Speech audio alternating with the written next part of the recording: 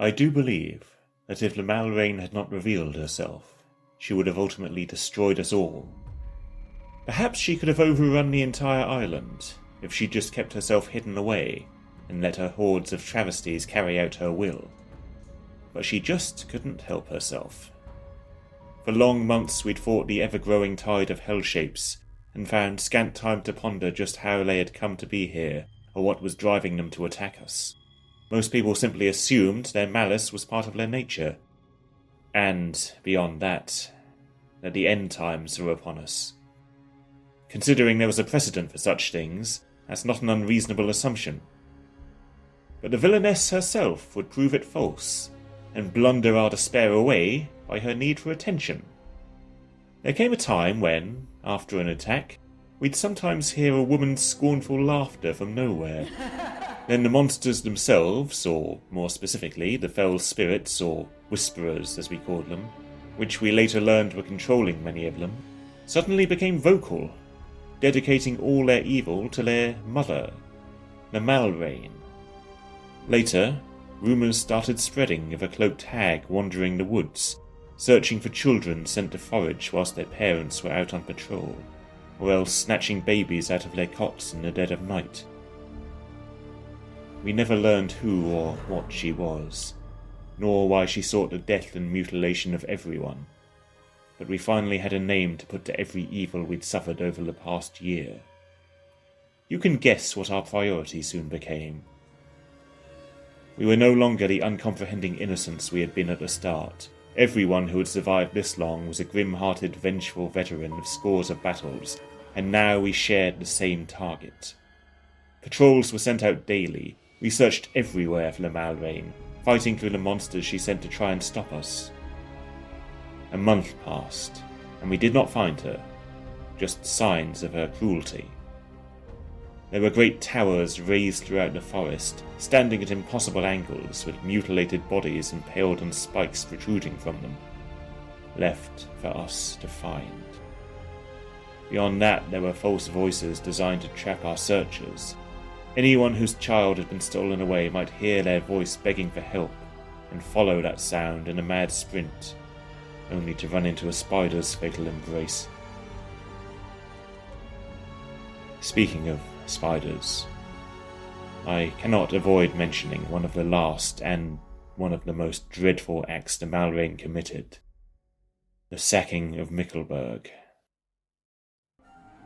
It had been a village not far from my own, and it had been holding its own well enough against the Malreine's monsters, at least until the day that dozens of armbone spiders attacked en masse. No one had ever fought so many at once before, and the defenders were, I have to imagine, overwhelmed in short order. The village was smashed to pieces and the people were massacred. I won't elaborate, but we have a saying where Mikkelberg is concerned: whatever you're imagining, it's worse. After that, there was a mass evacuation of almost all remaining villagers down the treacherous Razor Road to Priestenholt, whose hastily built, though strong walls afforded them better protection against the monsters and glassy death weeds. Those who could still fight had not given up our hunt, however, and with the monsters' numbers growing to an outright swarm that could overrun us all, we needed to succeed quickly if we wanted to survive at all. It was as Mikkelberg was being torn apart that we finally found the Malreine's lair, a cave beneath a massive, blackened, doubtless mutilated oak tree, surrounded by razor grass, save for a single small pathway down which a person could walk if they were very careful. Word was spread of this discovery to everyone who could still fight, and a small army was raised to endless madness once and for all. Let me tarry a moment here to speak of the Iron Hands, who will be relevant soon. We were a band of fighting men and women brought together in those dark times to stand against the evils that plagued us, one of many such bands. Some of us were locals defending our homes. Others were mercenaries come from the north who were cut off and stuck here by the razor weeds. There were 7 originally: Stuart, the mad, heroic one; James, the wretchedly handsome one; Anne, the wise one; Maria, the kind one; Ben, the pleasant one; and Nicole, the other pleasant one. and me, the verbose one. That might sound glib, but on the one hand, give me half a chance and I'll start going on about the old days for hours.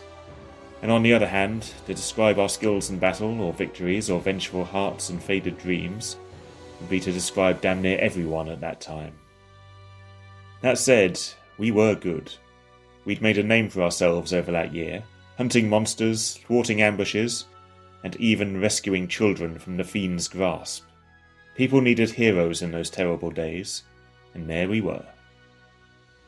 I can only imagine that our deeds made an impression on the Malreine herself because, when our full force marched on her barrow, she cast a spell and scattered everyone, as we were later to learn, clear across the woods. Everyone but us, that is. The Malreine wished to face the Iron Hands alone. Her barrow was the foul, death-bedevilled mess you'd expect. There were few monsters guarding the place, doubtless most of them were elsewhere, doing their worst in their mother's rancid name. All the same, we fought our way down a long, twisting path to a central chamber, illuminated by feeble torchlight and the purple shine from a score of her whisperers hanging overhead. There she was, looking like a cowled shadow, and chiding us for not knocking. We were in no mood for theatrics.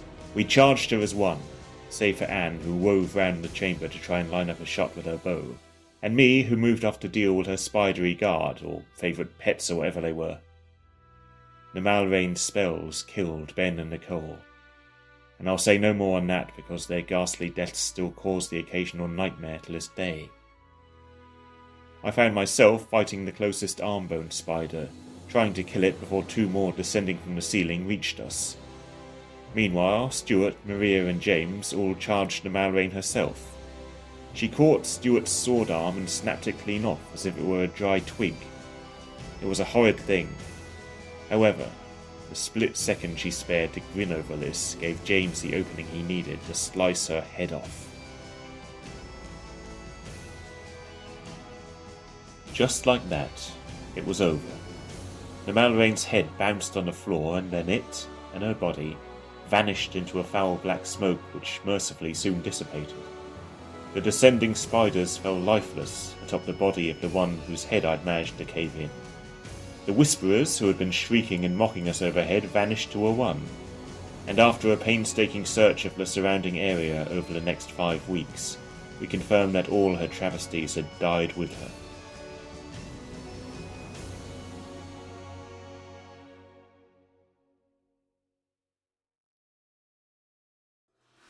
It was strange indeed to be going home after all that, having the dark times just end with the single swing of a sword. People were initially dubious of our tale of victory with no head to present for evidence, but as the weeks passed and no more monsters came for us, they finally accepted that all was finally well again. Mostly. In truth, I told a lie when I said the Malreine's travesties died with her, for the razor grass endured, and remains as dangerous and pervasive as ever today. We have never been able to overcome it. For every one we dig up, another all too soon takes its place. All we can ever do is work diligently to keep the stuff away from our homes and farms and shins. For the time being, we remain penned in our county by those wretched weeds. Nonetheless, with the Malreine dead, we learn to live again, slowly. Today, 20 years after the dark times, you walk round our village. The last village we didn't evacuate like the others. And you'll find people whistling as they go about their tasks. You see young lovers sneaking off to a shadowy corner, thinking themselves far more subtle than they actually are. And you see children playing at the edge of the woods again, just like in better days. It might not be the fabled utopia of the kingdom resurgent, but life is good once more. 3 Grant, it remains so, this time.